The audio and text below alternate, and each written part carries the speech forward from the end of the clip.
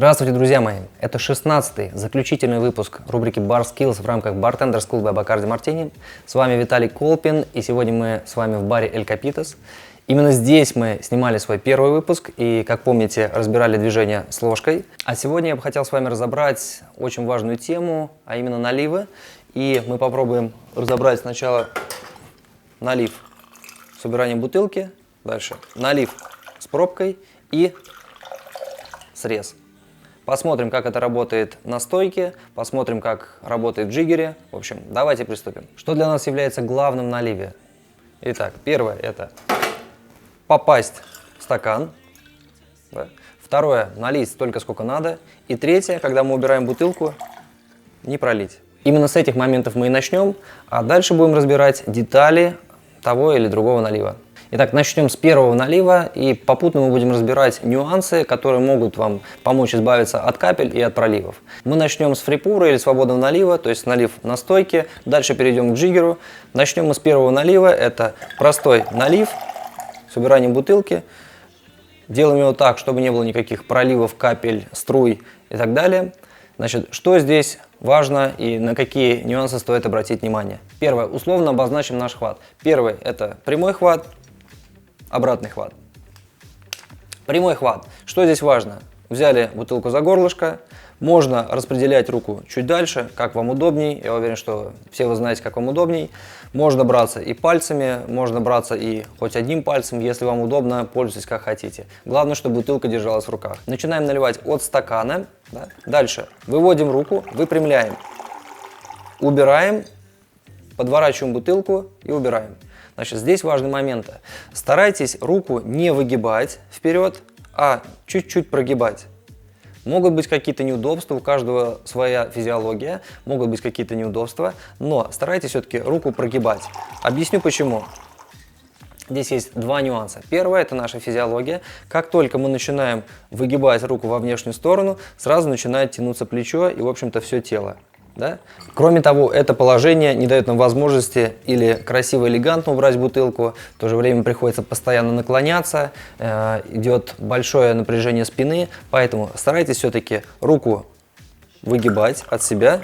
Когда убираем, бутылку двигаем просто вниз и проворачиваем. Обратим внимание, как у нас двигается бутылка. Здесь у нас гейзер и именно точка, из которой выливается жидкость, все время двигается в одну линию. Бутылка в момент, когда мы опускаем руку, начинает вращаться, вращаем ее вокруг своей оси. Да? Таким образом убираем дно вниз, здесь струя обрывается и дальше бутылку берем к себе. Еще раз покажу. Значит, итак, начинаем налив от стакана. Дальше поднимаем, уводим вниз. Струя обрывается. Давайте еще раз покажу и разберем некоторые нюансы. Итак, начинаем наливать. Наливаем всегда от стакана. Дальше проворачиваем руку, так, чтобы нам удобно было держать. Не выворачиваем, а проворачиваем. По высоте, как вам удобней. Дальше убираем бутылку вниз и проворачиваем бутылку вокруг своей оси. Смотрим за положением гейзера, так, чтобы у нас не переворачивался относительно кисти. Таким образом, нам будет проще избавиться от проливов и лишних капель. Давайте разберем тот же самый налив, только уже с джиггером. Итак, наливаем. Здесь все то же самое. Убираем бутылку, проворачиваем под себя и сливаем. Еще раз покажу. Значит, начинаем налить от джиггера, выворачиваем ручку, убираем, проворачивая, дальше сливаем. В быстром виде это выглядит примерно так. Я думаю, что здесь все ясно и понятно. Если мы хорошо владеем вот этим нашим движением, то не так сложно будет сделать и срез. В чем здесь загвоздка? В общем-то, смысл весь тот же самый, только мы бутылку не просто убираем вниз, а чуть резче подсекаем струю, и она срезается. Здесь можно делать как над шейкером или над стаканом, также и делать высокий срез. В общем-то, это движение позволяет нам делать вот такой вот срез. Чуть подробнее разберем, что здесь происходит. Итак, когда мы делаем налив, дальше также выворачиваем руку, наклоняем чуть-чуть струю и таким резким движением справа налево, если вы правша и наливаете правой рукой, или слева направо, если вы левша и наливаете левой рукой, двигаем бутылку по горизонтальной точке. Смотрим обязательно на гейзер, не переворачиваем его, не пытаемся его резко куда-то крутануть. Двигаем именно справа налево. Даже здесь не нужно никаких усилий прикладывать, это достаточно легкое движение. Вот. Главное, следите, чтобы гейзер никуда не переворачивался. Тогда не будет лишних никаких брызгов. В общем, движение достаточно простое. Здесь есть важный нюанс. Когда мы делали с вами обычный налив, да, мы бутылочку подворачивали. Вот здесь тоже очень важно делать то же самое движение. Почему? Если мы просто будем срезать, видите, куда приходит дно. Поэтому здесь мы бутылочку подворачиваем и двигаем справа налево. Здесь мы обязательно подворачиваем бутылочку, чтобы была минимальная вероятность что-либо задеть. Давайте то же самое сделаем с джиггером. Итак, делаем налив и делаем срез. Здесь мы также начинаем наливать от джиггера, выворачиваем руку дальше и, не уводя вниз, делаем срез. Работаем именно, обращаем внимание именно на эту точку, именно на точку, из которой выливается. Еще раз. Здесь видите, что нету никаких проливов, нету капель. Угу. Здесь держите, как вам удобно, в каком удобном положении. Главное, чтобы было место, куда убрать бутылку. И главное, чтобы перед собой ничего не сбить. Если мы хотим побольше растянуть струю, то имейте в виду, что движение вверху должно быть достаточно резким, чтобы не было никаких проливов. Да? А в целом техника вся та же самая. Можно делать его практически на месте. Таким образом, чтобы срезать и струя не уходила мимо. Объясню, про что я говорю. Здесь опять важный момент. Следите именно за тем, чтобы гейзер уходил чуть-чуть в сторону. То есть, обрывая струю, струя падает вниз. Все, завершили налив. Давайте рассмотрим некоторые ошибки, которые приводят к проливам. Первое, это когда мы начинаем наливать с метра, да? Не всегда это попадает туда, куда надо, или вообще летит мимо.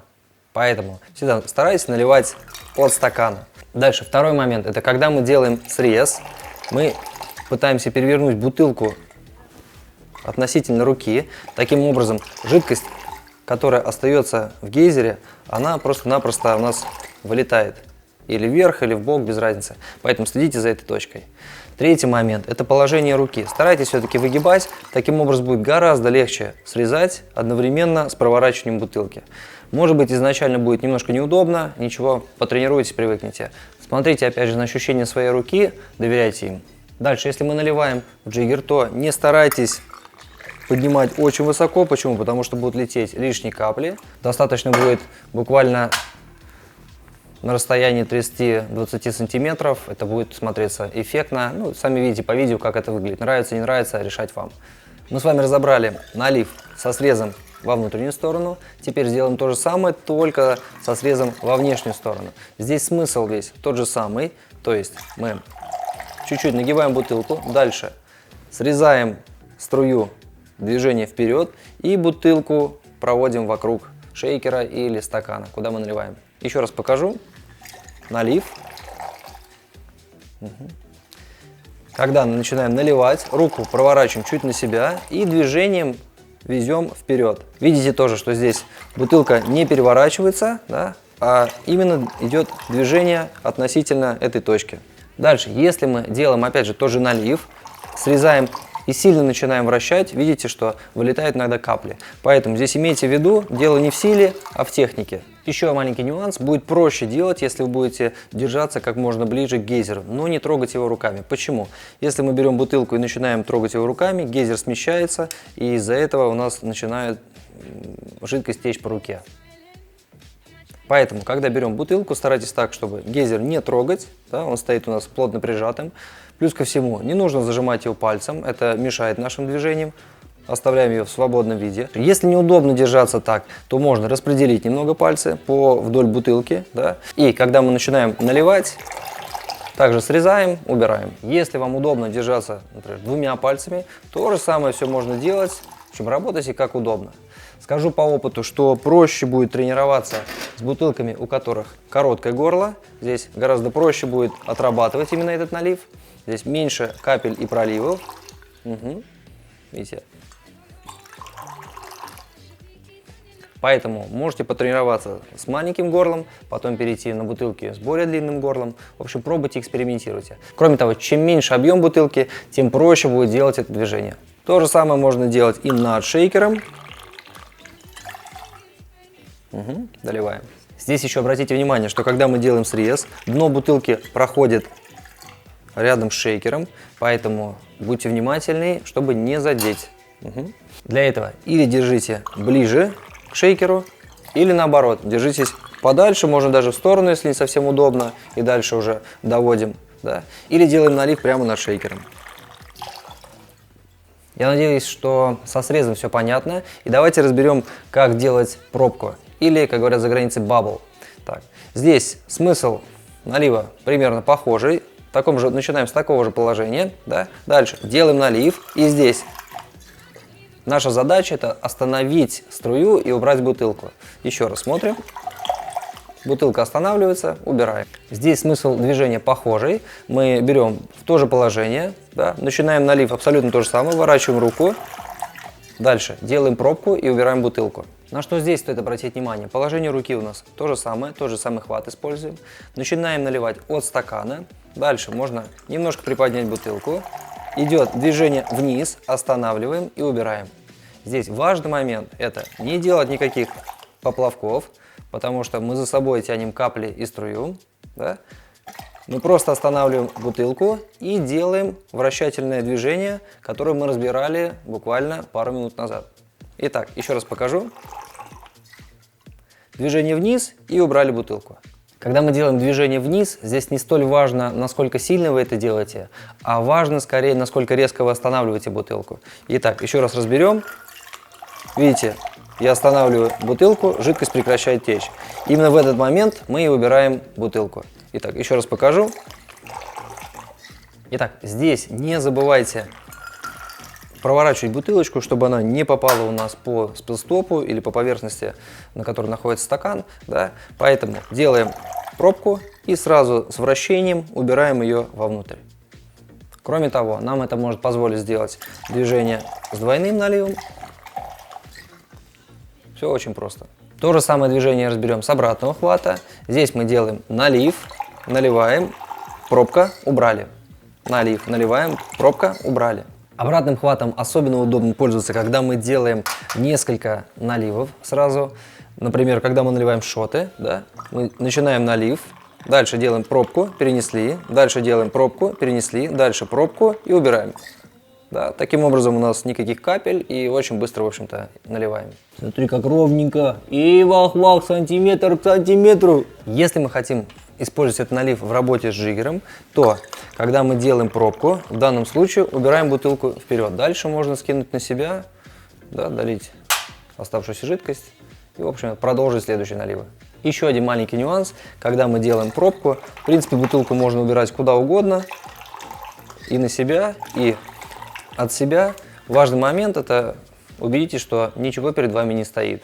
Кроме того, пробку удобно использовать, когда мы делаем, например, движение с двумя джиггерами. Дальше наливаем в первый и во второй. Можно закончить срезом и дальше сливаем с обоих джиггеров. Итак, мы с вами разобрали основные базовые наливы, которые нам могут потом в дальнейшем помочь, чтобы делать более усложненные наливы. Но самое главное, помните, первое — это спокойно научиться наливать таким проворачиванием бутылки, что избавит нас в любой момент от капель и проливов. Дальше это делать срез. Дальше это делать пробку. Да. Срезать можно как во внешнюю сторону, так и во внутреннюю сторону. Можно разбавлять это все какими-то элементами флэринга. В общем, здесь фантазия безгранична. И я хочу вам напомнить, что, конечно же, это не какие-то догмы и правила. Это рекомендации, которые могут вам помочь избавиться от капель и проливов. Ребят, это был заключительный выпуск рубрики Bar Skills, но мы с вами не прощаемся, потому что скоро у нас начнется тур по городам России. Если у вас остались какие-то вопросы по этому выпуску или по предыдущим, пишите в комментариях, я с удовольствием постараюсь вам помочь. Что ж, ребят, надеюсь, что эти занятия были для вас полезны. Я желаю вам продуктивных тренировок. С вами был ваш верный слуга Виталий Колпин. И до новых встреч. Пока.